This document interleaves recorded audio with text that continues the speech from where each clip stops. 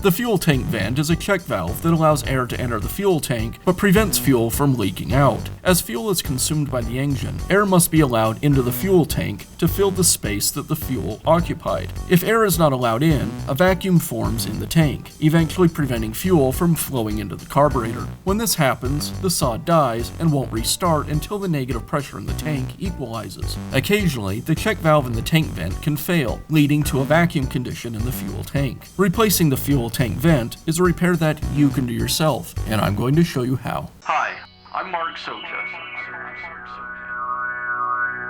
Do-it-yourself repairs like these are easier than you might think. From lawn machines to cordless drills, kitchen mixers, Outdoor grills. our how-to videos walk you through each repair from start to finish. So doing it yourself means never having to do it alone. Let's get started. I'll begin by removing the brake cover from the saw. The cover is secured with 2 nuts. I'll loosen the nuts and also loosen the chain tension.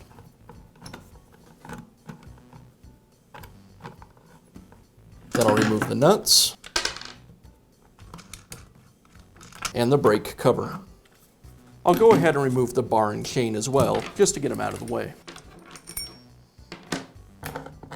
The tank vent is located in this gap behind the handle. To make accessing it easier, I'll go ahead and remove the top handle. It's secured with 2 screws on the side and 2 on the bottom.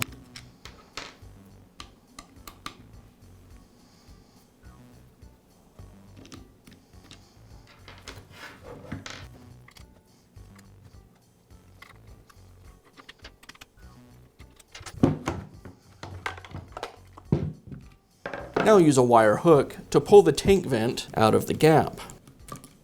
I'll stretch the tubing out a bit and install a fuel line clamp onto it. This will hold it in place so I can remove the vent. The vent just simply presses into the fuel line, so I'll pull it off of the fuel line, making sure that I don't lose the wire clamp that secures it.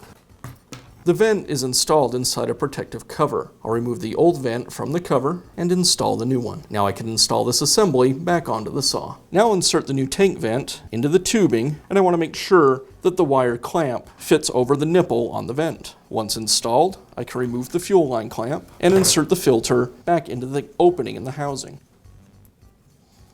Now reinstall the top handle.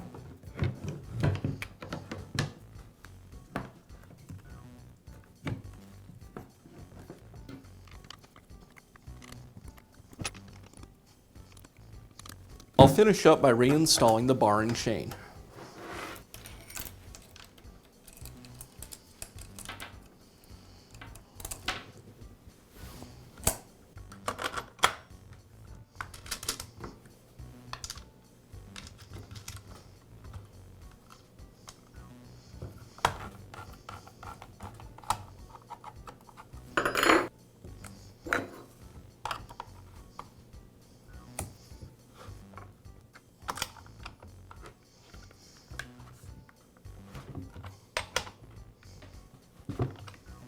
And that's how you can replace the fuel tank vent on your power tool. Be sure to check back often for new videos and expert advice. If you found this video helpful, give us a thumbs up